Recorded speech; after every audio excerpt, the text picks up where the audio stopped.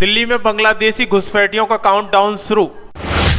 गृह मंत्री अमित शाह ने खोली तीसरी आंख, प्रशासन तैयार। दिल्ली पुलिस घुसपैठियों के सत्यापन अभियान में जुटी।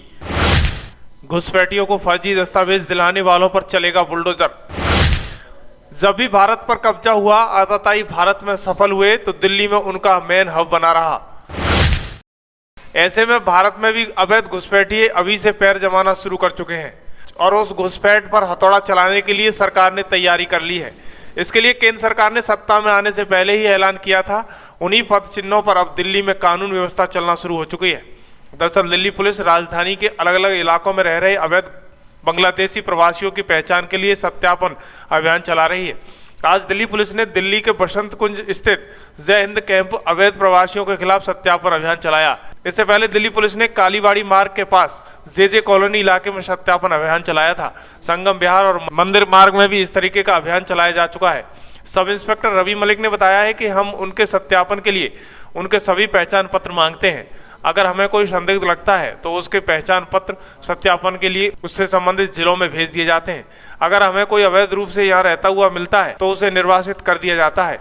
इसके सभी विवरणों का सत्यापन किया जाता है। इस वर्ष जनवरी में दिल्ली के उपराज्यपाल वी.के. सक्सेना ने पुलिस को राष्ट्रीय राजधानी में हो रहे बांग्लादेशी प्रवासियों की पहचान के लिए एक विशेष मिशन शुरू करने का निर्देश भी दिया है। वोटर आईडी कार्ड हो गया, पैन कार्ड हो गया और आधार कार्ड हो गया, उनको वेरीफाई किया जाता है। अगर जिस पर सस्पेक्ट होता है उसको भी वेरिफिकेशन के लिए जहाँ का वो बना होता है उस कंसर्न डिस्ट्रिक्ट में भेजा जाता है और अगर इलीगल होता है तो एफआईआर में पेश करके फिर उनको डिपोर्ट किया जाता है। इसके अलावा यही पूछा जा रहा है सर, कितने टाइम से रह रहे हैं, हाँ बिल्कुल बिल्कुल, कहाँ की पीछे से कहाँ से बना हुआ है, सब चीज़ों को वेरीफाई किया जाता है कि कब से रह रहे हैं, हस्बैंड क्या काम करता है, आस पड़ोस में पता किया जाता है कि कब से रह रहे हैं ये। कई लोग खुद भी झूठ बोल देते हैं, तो उनको वेरीफाई करने के बाद ही इनका फॉर्म भर के फिर उनको वेरिफिकेशन के लिए भेजा जाता है जिन पे डाउट होता है।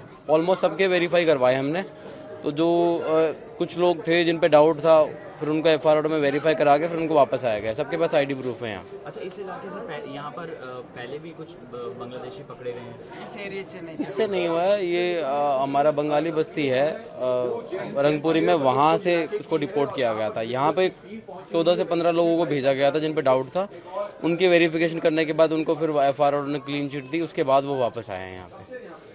अच्छा, कुछ लोग ये भी कह रहे हैं सर कि कुछ बांग्लादेशी रहते जिन पे जिनका नाम इन्होंने बताया उन सबको का वेरिफिकेशन करवाया गया है और उनके पास सारे आईडी प्रूफ बाद में वेरीफाई हुए हैं। जिनके पास डाउट था उनको लेके गए एफआईआर में, वहाँ पेश करने के बाद उन्होंने अपने सारी चीज़ें जो उनके डॉक्यूमेंट्स थे उनके सामने प्रेजेंट किए, उन्होंने तब वापस उनको वापस भेजा है।